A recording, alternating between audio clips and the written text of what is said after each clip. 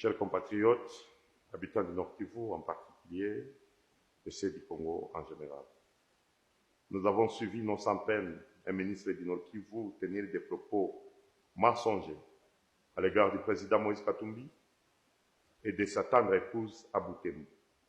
Par souci de vérité et par respect que nous avons au peuple congolais, contrairement à cette génération de gens qui ont conçu la politique comme étant un art de mensonge. On a menti aux gens qui avaient là-bas qui vont construire dans les parcs, qu'ils auront des documents dans les parcs.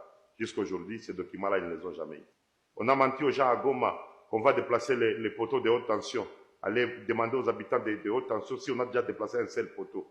On vient maintenant mentir aux gens, encore une fois, sur un homme qui n'a que son cœur pour son pays, qui n'a que le Congo comme pays. Quand M. Félix amène M. Kagame à Serena ici pour signer un contrat pour lui attribuer la Sakima, c'est Moïse Katumbi, à travers son élu au Parlement, Jean-Claude Kibala, qui alerte la nation. On a accordé à une société rwandaise les mines de la Sakima. La Sakima, c'est tout le Kivu. C'est de Maniema, Sud Kivu et Nord Kivu. Commençons par nous retirer de cet accord. Nous avons signé des accords avec le Rwanda sur la Sakima, sur le traitement et la transformation de nos minéraux au Rwanda. Le Rwanda a installé une raffinerie à Kigali. Là. Ils n'ont pas de l'or. Une usine de raffinerie coûte 5 millions, honorable président. 5 millions de dollars. Je ne veux pas vous dire combien d'argent nous gaspillons ici dans les tralala. 5 millions. Et nous allons ici crier tous les jours, on nous fait la guerre, alors que nous alimentons nous-mêmes les gens qui nous fassent la guerre. Qui dénonce ces contrats, qui alerte que la Sakima part de la Grande Barrière jusqu'au Maniema là-bas. C'est une partie du Congo qui était cédée au Rwanda par Félix Tshisekedi. Quand Félix Tshisekedi disait aux Congolais que Kagame était partenaire fiable, c'est Moïse Katumbi qui l'a envoyé. Donc Paul Kagame est un partenaire fiable à vos yeux? Ah oui, absolument. Et nécessaire pour la paix et la sécurité dans la région. Quand Félix Tshisekedi disait aux Congolais que l'Ouganda et les Rwandais sont nos voisins, on doit rester ensemble, on doit vivre ensemble, ce sont ses frères. Est-ce que c'est Katumbi qui disait de le dire? Je ne vois pas comment, en continuant à traiter Paul Kagame ou Yoweri Museveni d'agresseurs, de grands méchants loups, de diables et de tout ce que vous voulez, je ne vois pas comment on peut réussir à obtenir justice et réparation. Quand Félix Tshisekedi a amené Kagame au funérailles de son père, et cette IDP, ça a une longue histoire avec les Rwandais. On a vu Etienne Tshisekedi venir ici, à Goma, à l'époque de l'ASD, quand tout le monde convergeait vers Kinshasa pour réunifier le pays, Tshisekedi est venu ici comploter avec les Rouberois contre la République. Ce sont des faits, nous avons des vidéos et des images. Et aujourd'hui, un mensonge cousu à fil blanc par des gens qui sont habitués à mentir les gens, surtout à la veille des élections, traite Moïse Katumbi de, c'est pas, très service des étrangers, sa femme serait rwandaise. La femme de Moïse Katumbi n'est pas rwandaise. Dans l'East African Community Force, Félix Tshisekedi a amené beaucoup de pays, les Ougandais. Il manquait qu'il amène seulement ses frères rwandais.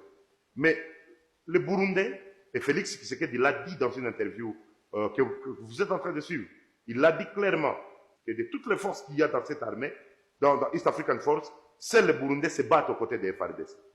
Nous avions remarqué dans les localités où le contingent ougandais et kenyan principalement s'était déployé, il y avait comme une connivence avec les rebelles.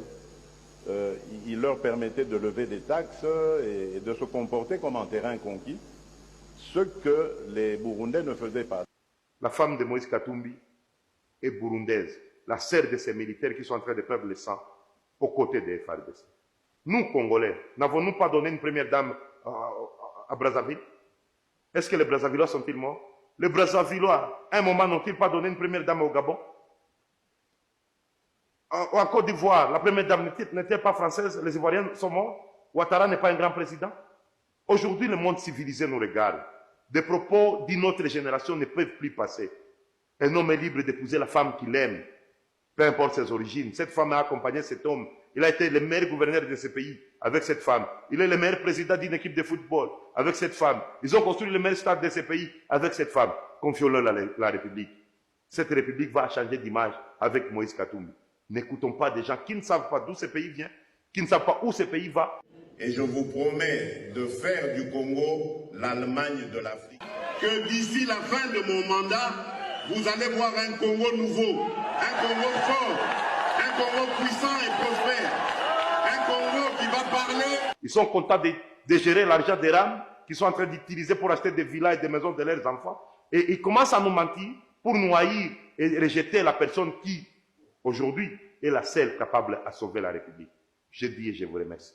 Ça ne sert à rien de vous battre pour des morceaux de terre alors que c'est l'East African Community qui deviendra notre pays en fait.